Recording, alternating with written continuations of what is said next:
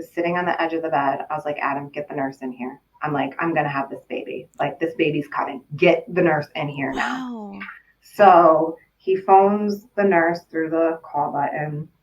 The nurse comes in, calls the doctor. They can't find the doctor. So here I am trying to like Hold the baby in. get in a position and yeah, like, trying not to like birth this baby by myself. Although hindsight 2020, I probably would have been better off. Then like a swarm of people come into the labor room. Like it feels like there's 20 million people in there. Hi guys, I am your host, Megan Van Dievender, and this is the Empowerhood podcast. Empowerhood is all about empowering women no matter where you are and what season you are in life right now. We provide encouragement, inspiration, and resources to get you through anything that you might be going through. Tune in and listen to so many incredible stories from women that have failed, celebrated, thrived, made mistakes. We can all learn from each other to become the best versions of ourselves. Thank you so much for being here. Enjoy this episode. Well, I'm so excited to have you here. So everyone out there listening today, we have Abbie Anderson here with us, and I'm so excited to hear your story and your perspective on the topic that we're going to talk about today, Abbie. So we're going to talk about, which is so relatable to everyone, who is adding on to their family, the transitions between having 1, 2, 3, maybe even, I know you're not having any more, but other people out there are. So why don't we start with you though? Who is Abbie? So, Megan, thank you for having me on today's episode. I'm honored to be considered to even be here with all of the amazing women that you've had on this podcast for the past year, I think now.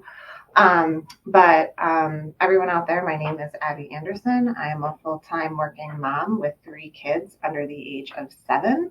I'm also a wife. I'm a lifelong learner. I'm a type A personality, typical of being the older sibling in a family of 4. I'm also very analytical, sometimes for better or for worse. I'm passionate about health, constantly going down rabbit holes. And finally, I'm a true crime enthusiast. So you can find on my podcast list lots of true crime. Oh, that's awesome. That's one thing I didn't know about you. Yeah. Very cool. Well, that is awesome. And I love all those things about you. Thank you so much for being here. It's an honor to have you here. You're going to share your story. I feel like it's hard. It's hard to share your story, right? Yes, especially since like all the great women that you've had on here, I feel like I don't measure up or have experiences because a lot of them have been entrepreneurs or they've like been pivoting in their lives, doing like shuffling things. So it was when you asked me about it after the initial freak out, I started thinking like, okay, this will be fine. It will be really good. Yeah.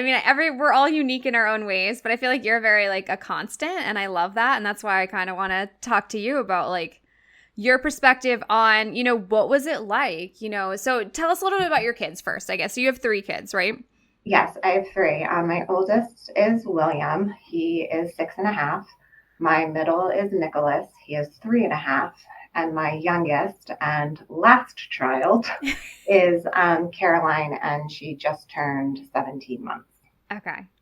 So how has this journey been? So you had William. What was that like? One child. It was great. My husband and I, like I think most people, struggled a little bit to get pregnant with our first child. We were trying like all the things, and it wasn't a medical thing. I think it was just trying to figure out how my body was working and like sinking in like what had to happen in order to create a baby. I remember January 6th, he was on his way to a flag football tournament.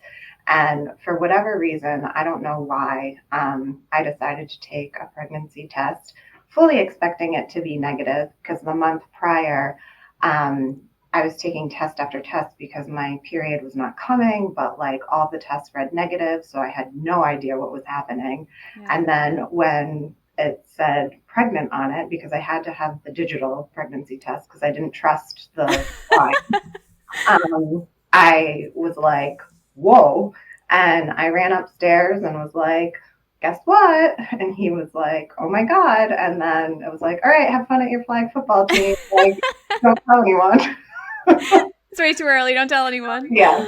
Oh, that's so And funny. then like I immediately called my mom, and she was over the moon because she knew that we had been trying. And while being the oldest, I wasn't the first person to have a baby in our family. My younger brother was, but I was the first one to have a boy. So Oh, that okay. felt special in its own Yeah. way. Yeah, that's amazing. That's what, when I told my husband about being pregnant, he was on his way to go skiing, and I don't know why I waited to like take a test once he was like out of the house. I Maybe know. because you just need that solitude, like in that moment where it's like so crucial. Where you're like, come on, come on, come on. Yeah. But yeah, same thing. And he was like with my parents, and he's like, what? What? Why are you telling me this right now? But also really excited too. Right. Similar stories. Well, that's awesome. So your pregnancy, did that go well, or how was that? Yeah, my pregnancy was great. I worked out up until my due date, thanks to shout out Nora Matthew Yeah. at her strength studio. And everything, there was no complications throughout the pregnancy. All three of my pregnancies, all my babies were late. So when I say I worked out up until my due date, I worked out up until my due date. And then after that, I was like, come on, kids, like, we're ready for you. Like, let's get this show Yeah. on the road. So my journey into motherhood was quite intense. It was a really lengthy labor. I had this preconceived notion that I was going to do this without an epidural. I was dead set on doing it. I was dead set of not having a C-section. And like motherhood, it's not always what you expect. Yeah. I was in labor for probably about 2.5 days. A Oh lot my of God. back and forth from the hospital back at home. Our hot water tank had exploded the day I went into labor, Oh so my I couldn't God. even like take a bath. This is with Um, William? yes. Okay. Oh my goodness. So when it was finally time to go back to the hospital, when things were progressing, my mom was there, my husband Adam was there, and by like hour 30, I was just physically and mentally fatigued. And I had to have sort of like the come to Jesus moment where my mom was like, you don't win a trophy for having a natural birth. Like, it Mm, is okay for you to get an epidural. She's like, yeah. you have really bad back labor, your water's leaking, things aren't progressing, like, you need to make a decision. So that was nice to have her there and like the support. And once I got the epidural, I was able to finally rest. William had shifted in my body, so his head was no longer on my spine. And then so the back labor completely went away. Oh wow. It took me about 2 hours to push his head out. And for all of those people listening who know me, if you see early baby pictures of William, his head was gigantic. Oh And my then gosh. when they moved me, because I was in like a squatting position, when they moved me, he like flung out of me. Like, he was sliding into first base, and I was like, "Oh my God, we're gonna drop him!" And then they put me on my chest, and just like the feeling of Yeah. accomplishment was like surreal. But then there was a whole host of issues that happened with me afterwards. Oh no. Oh, see, I didn't know Um, this. so, because he shot out of me, I had a lot of tearing. Yeah. They had to bring me into the OR to stitch me up. Oh wow. So I think I was gone away from him for probably 2 to 3 hours. And they say, like, Wow. that golden hour. But like he was fine. And then we had like a lot of breastfeeding issues going into it. And again, being a first time mom, having all of these expectations about what you Mm, want to do and how you want to do it, I had to have a lot of come to Jesus moments that, again, you're not going to win a trophy for breastfeeding your child. Like, it's yeah. okay to supplement. Right. And I mean, as you know, being a sleep consultant with motherhood, like you don't get sleep. And I was doing this constant staying awake, trying to pump, trying to supplement because I wanted, what I thought was going to be perfect. But we breastfed until he was 14 months old, but he was also supplemental. So, and he turned out fine. Right. Right. Exactly. Exactly. Wow, that's crazy. So, I mean, going into your second pregnancy and your second delivery, like, how did you feel about that after going through that type of experience? I was a little nervous, especially because that summer we had relocated from upstate New York to Massachusetts for my husband's job. So here we are in a foreign area. We don't know anyone. COVID hits, what was it, like 4 months later? Yeah. So it was really, our core three being like in our own little bubble. But I will say, moving into my second pregnancy, the prep work that I did for that was a lot more focused on me rather than the baby. So you have your first child, you're all excited, you have to have the perfect Pinterest room, like you have to have, everything for the baby. For my second, it was like, no, I'm really going to prioritize myself. I'm going to work on my nutrition. I'm going to prepare myself for postpartum so that so I'm not trying to be super mom or super woman. And I can just sort of like relax, so to speak.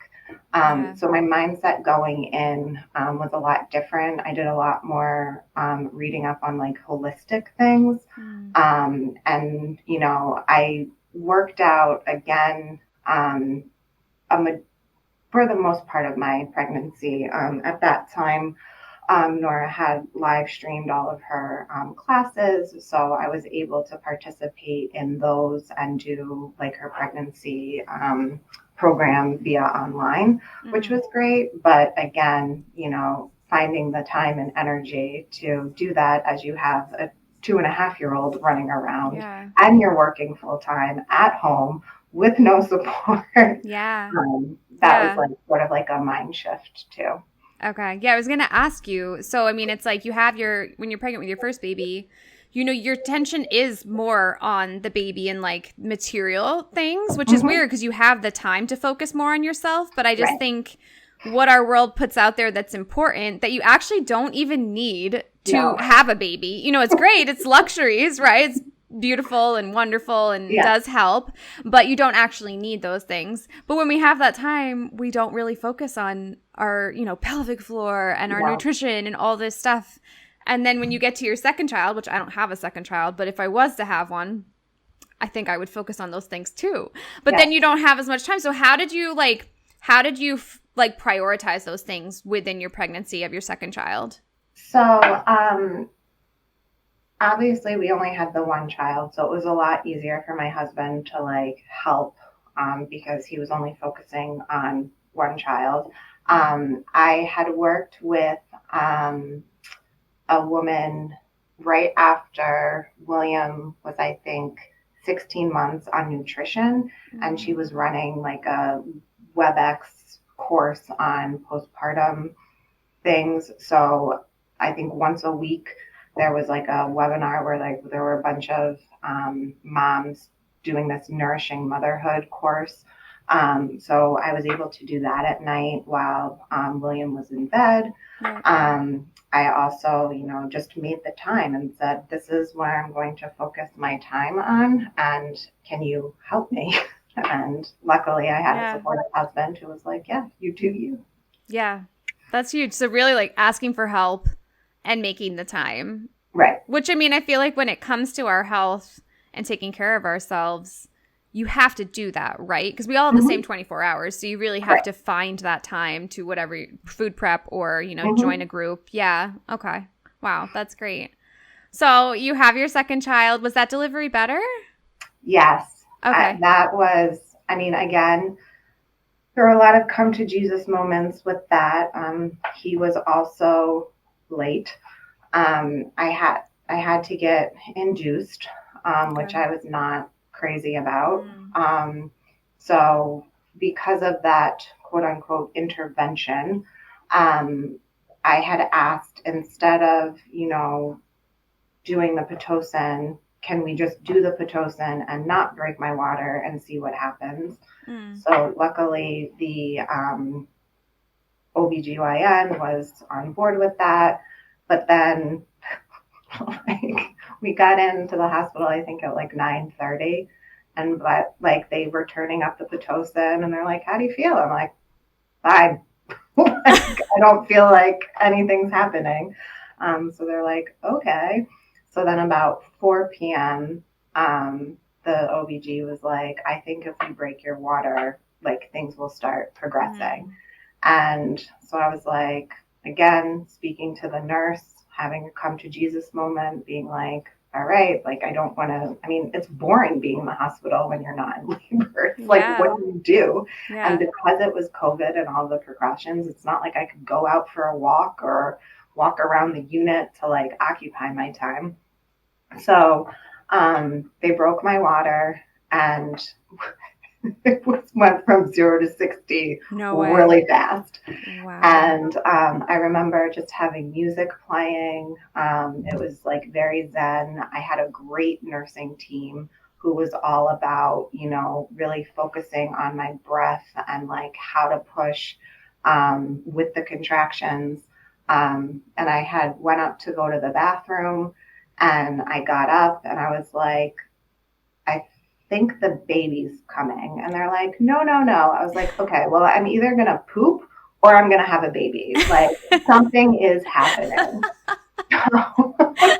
They came in, they got the doctor. The doctor was like, oh yeah, you're fully dilated. Oh my gosh. I'm thinking to myself, why are you not listening to me? But okay. Right. So, right. But she was great. she would, Adam was there, which was nice to just have him be there. And he was telling me, relax your jaw, relax your shoulders, go with the contraction. And so Nicholas came out, I think within 2 pushes. He immediately was placed on my chest. He latched really quickly. And I remember the lactation specialist coming in, because you get that support. So I just wanted to, because I had so many issues with William, I wanted to kind of avoid that. And she was like, oh, if there was a textbook version of what a perfect latch looks like, this is it. I started crying. So this is so great. Awesome. We were in the hospital. We were out of the hospital, I think within 2 days. And I was able to deliver him naturally with no epidural, despite having the Pitocin, which intensifies everything. And I think because his labor was so fast, it really, even if I had wanted an epidural, there wouldn't have been time. Yeah. Yeah. Wow. So what a difference, right? So going into this, I'm curious, what were your expectations of, or what did you think it was going to feel like after having your second child? Were you worried about your first child? What were you thinking going into this mentally? So I think for women, and I don't want to generalize because I don't know if all women feel like this, but at least a lot of my friends that I've talked to who have either had multiple children or were preparing to have a second child, I think there's this sense of mom guilt. How am I going to provide the attention that I need to my first child, while also taking care of a baby? And from experience, you can do it, and your heart grows twice as big because you have all of this love. And I think I was really lucky in the transition between going from 1 to 2, because William could kind of take or leave Nicholas. He was interested in it, but he was also very much able to play on his own and do his own thing. So when I had to attend to Nicholas, William was fine. We were still trying to potty train William, which made it a little bit difficult having to juggle that. But we have 2 parents now, 2 kids. You're one-on-one. So Right. when I'm with the baby, Adam could take William and hang out with him, bring him outside. And again, we're still in like this COVID area. Right. So, we're spending a lot of time at home. We're, driving in the car, like Yeah. just to sort of get out of the house, going on walks. And it really was, I think I was worried for almost no reason because it just kind of felt like, oh, he's always been here. Like this has always been part of our family. And it was hard to imagine life without him Yeah. because it just felt so natural. Yeah. Wow. Yeah. I've always been curious about that, like your heart grows thing. Cause like I know after I had my daughter, I had gone in thinking I wanted 3 kids and I was like, oh my God, I can't have more kids. Like, how do I even handle that? Mm-hmm. I'm like, how would I love my dog as much too? Like, I have 2 people I have to love. Like, how does your Yeah, I heart mean, the dog, grow? I'm not going to lie, the dog has taken a backseat from being the Right. only quote Well, unquote we haven't child. even talked about Caroline yet. So, I mean, we're going into a third. It's like, how Yeah. does your heart grow even more? How do you fit in a third child? So it's funny because when Adam and I first got married, I was like, yep, we're gonna have 2 kids, like that's gonna be it. Mm. And as Nicholas started transitioning into like the toddler years, I was like, something feels off. Like I feel like we're meant to have 3 kids. And we went into that mindset of like, if it happens, it happens. If it doesn't, it doesn't. Like we're perfectly fine with our family now, but Yeah. if we want it to grow. And she came very much quicker than we anticipated getting Okay. pregnant with her. I was really thinking that it would have been the summer of 2022 that we would have like really been pregnant, and then a trip to Mexico for a wedding and come home and it's like, oh, surprise. Um, and talk about like mindset. So Mm. I, and I don't know, I try not to think like this plays into Caroline's personality, but I was very much of like oh my God, this is happening. I'm not prepared for this. Yeah. Yes, this is what I wanted, but how are we going to do this? Yeah. Like we still really don't have like our village. Because again, like how do you meet people when you have 2 young kids at home? You don't really know people to like babysit your kids.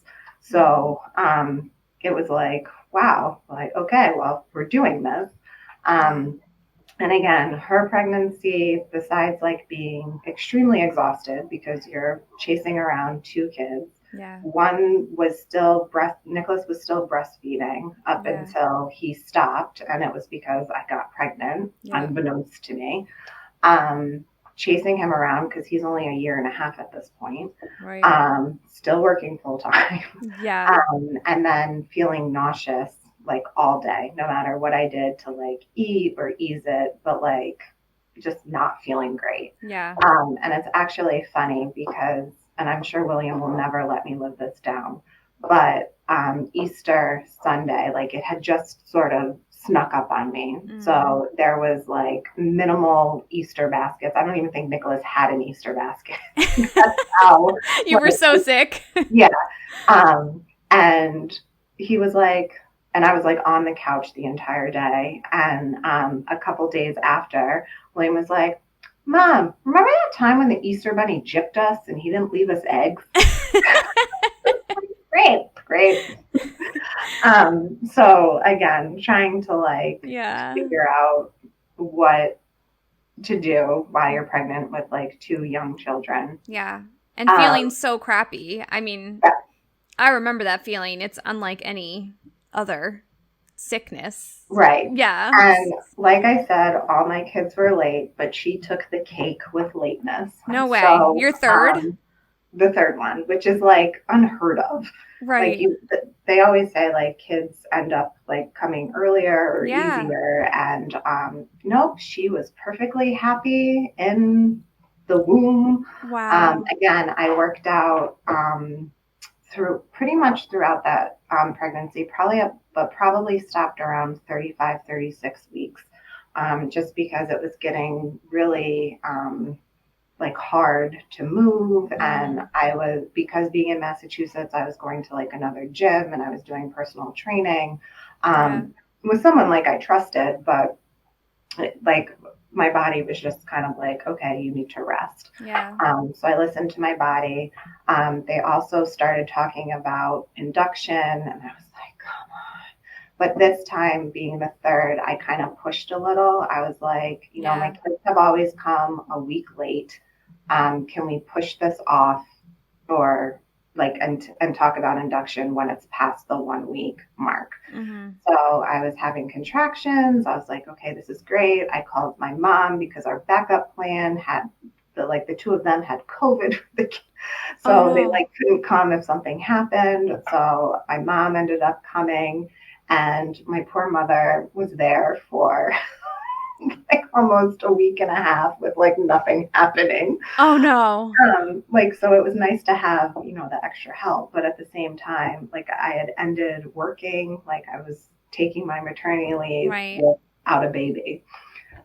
So finally, the day of my induction, which was the day before Thanksgiving, we went into the hospital and I was doing everything. I was like, let me just do some jump squats. Let me do squatting. Like, let me walk around, do some laps just to see, because I was having contractions all day, but they weren't like big enough to like say, okay, this baby's coming. Yeah.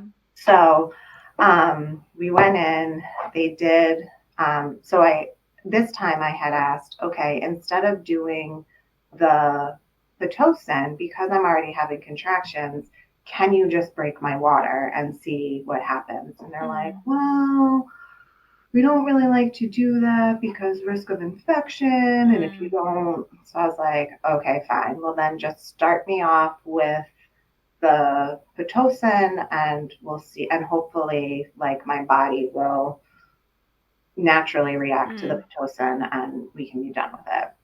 Well, again, didn't happen that way. Oh, wow. They broke my water and I was like starting to feel like I was going into labor, like that more fastly. I went to the bathroom. I came back, was sitting on the edge of the bed. I was like, Adam, get the nurse in here. I'm like, I'm going to have this baby. Like, this baby's coming. Get the nurse in here now. Wow.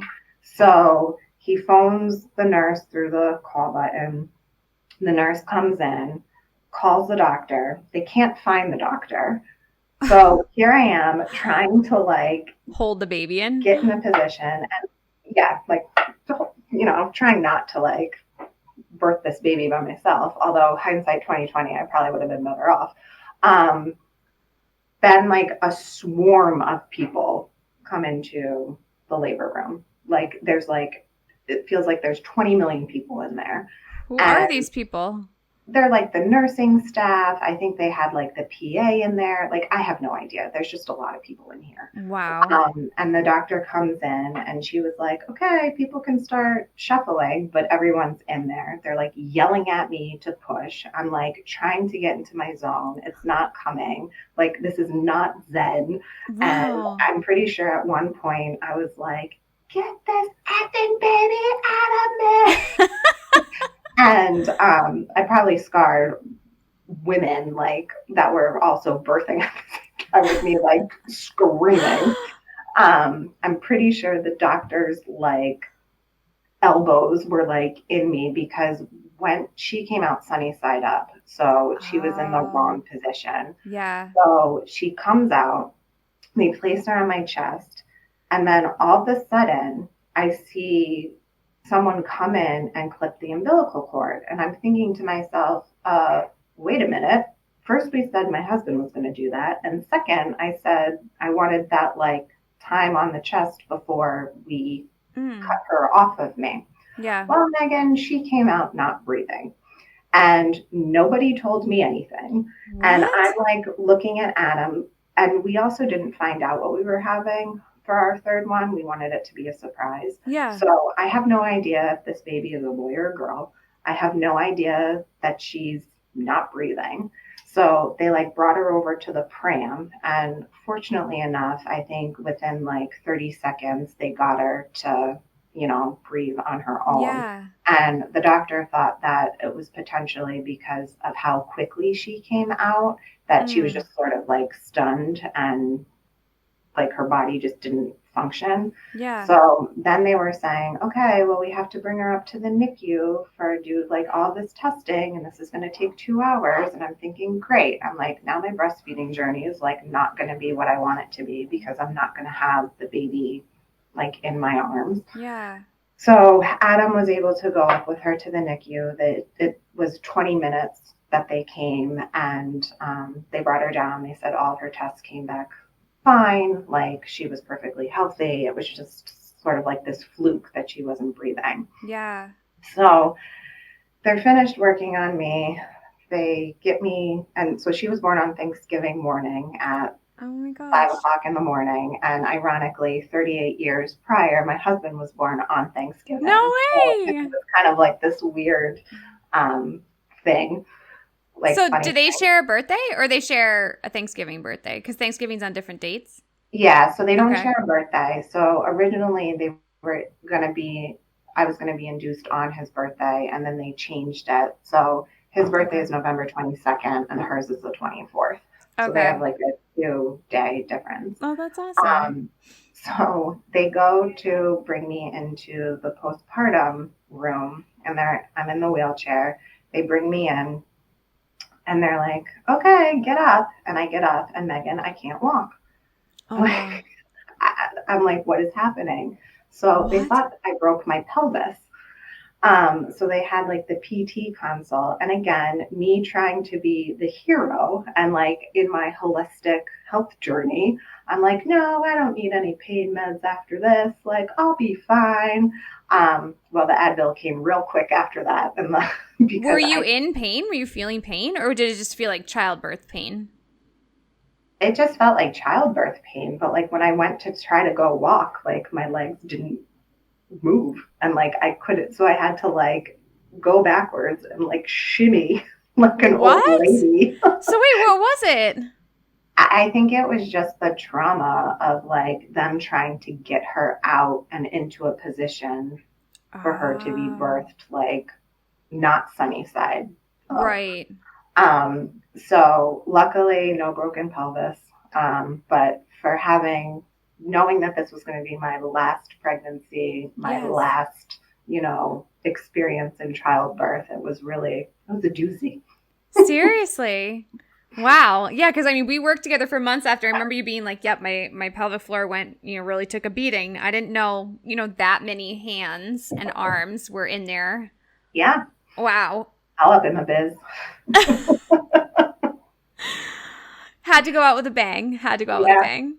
So how did your kids and how they transitioned to having Caroline home, like a sister and a third child? So William was very excited. He had said that, like when I told him I was pregnant, he was like over the moon. And again, I don't know if he like really grasped the concept because he was 5 at the time.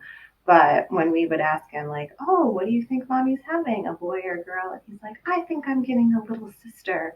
So it was like almost, I don't know if he like intuitively like knew. Yeah. The transition from 2 to 3 was just chaos. And I know some women, because if they wait later years in life to have kids and they want to have multiples, they want to have them one right after the other. Right. And to each their own. Me, can't do that. Like the different, the difference, like the 3 years between William and Nicholas was like perfect. Yeah. But Nicholas and Caroline are like 23 months apart. Oh, wow. And that was just like wild. Yeah. And I think Nicholas, even like to this day, is still struggling of like how he fits in the family. So to put it in perspective, he was a super easy baby. Yeah. Turned into a toddler, chaos. Yeah. And he turned 2 in the September before she was born. We moved him into William's room because we needed the extra bedroom and put him in a big boy bed. Yeah. All within like. And then he has a sister. Yeah. And now he has a sister of a baby Yeah. that's not going away. Right. However, the relationship between the two of them is so sweet. Like he is up in her like business, always wants to like kiss her and love her. And but I think because he's still sort of struggling with trying to figure out his place in the family, he's very much so dependent on me, where Caroline has very much always been mine. Like for a while, she wouldn't go to anyone but me. Yeah. So that's been hard to navigate, like splitting my attention, because everything's copacetic until you have 2 kids that are having a meltdown or a tantrum or you need some sort of attention at the same time. And then you're trying to juggle, who do I give the attention to at this time? Yeah. Yeah. I remember my sister-in-law, when she had her 3rd, she was like, I don't have enough hands anymore. Like 3 is like a weird dynamic. Did you feel like that really changed the dynamic of your family? It did. So we went from like a one-on-one defense to now like zone defense. And, luckily the boys play great together until they don't. So a lot of them can like occupy themselves together, but there are times where Nicholas wants to be with me. And now Caroline's at the age where she gets jealous. So last night, perfect example, I was home with both kids. William was at soccer practice. Adam was at a work event, and like Nicholas just needed some love. So he climbs up on my lap, and then you see Caroline running from the kitchen and like trying to get up on me too. Like, okay, guys, mom's not a jungle gym. There's room for both. Right.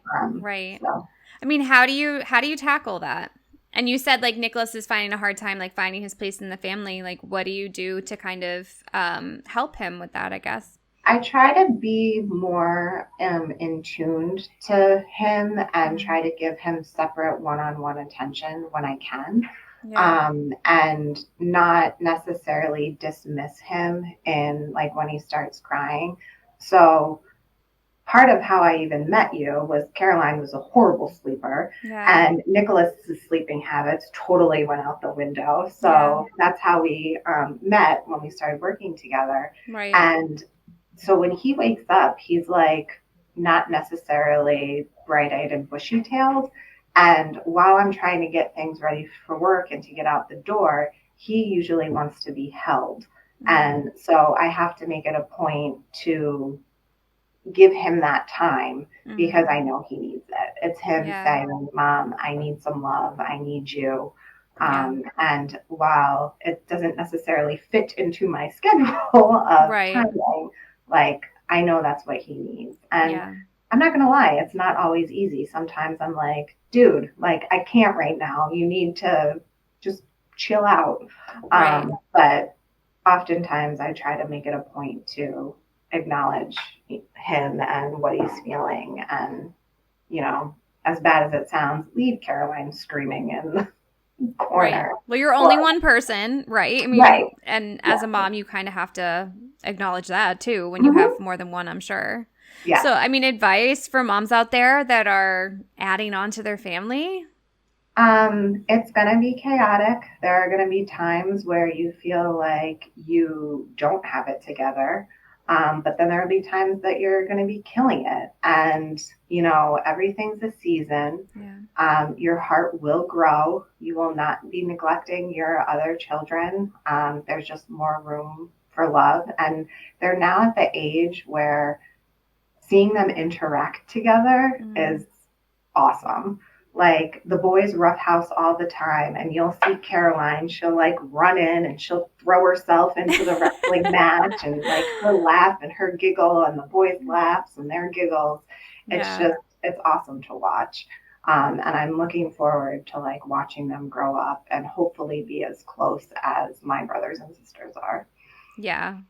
So it's worth it. All the chaos, it's worth it because they have their little friendships and And Yeah. again, like I said, Nicholas adores Caroline, and I know that as they get older, hopefully that bond will only be strengthened. And if she ever has a problem, our little Nicholas is crazy. He's Yeah. so he's gonna be, defending her until Yeah. cows come Totally. home. He's the best. He's so Yes. funny. Yeah. Well, I love all of that. That is amazing, and thank you for sharing all of those stories too of your labor and stuff. Wow. I did not know any of that about you, Abbie.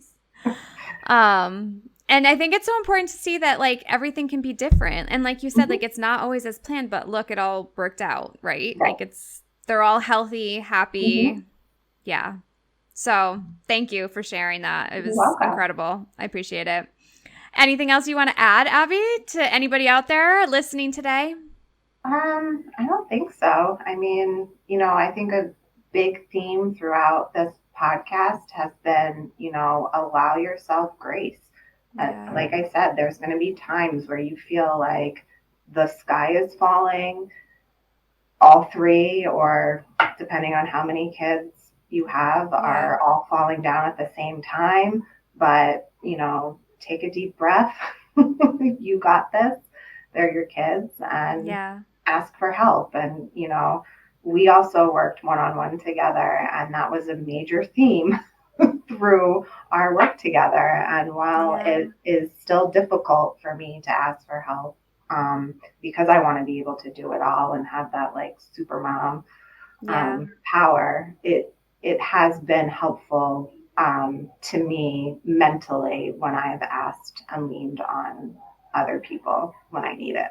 Yeah. It is hard, but it gets easier, I feel like, every time Right. you do it. Because I'm Mm-hmm. type A too, and it's hard to Yeah. But I feel like as a parent, you kind of have to expect the unexpected. Mm-hmm. And because it's gonna happen no matter what. You can't control Right. everything. So Mm-hmm. yeah, and just go with it. And definitely give yourself grace because Yes. yeah, we all have those days, no matter what anybody appears to Mm-hmm. be, especially on the internet. Right. We all have those days. Mm-hmm. Yeah. Well, thank you so much, Abbie. It was great to see you. And again, You thank you for too. sharing. And I will talk to you soon. Okay. You have a Sounds great good. day. You too. Bye. Bye.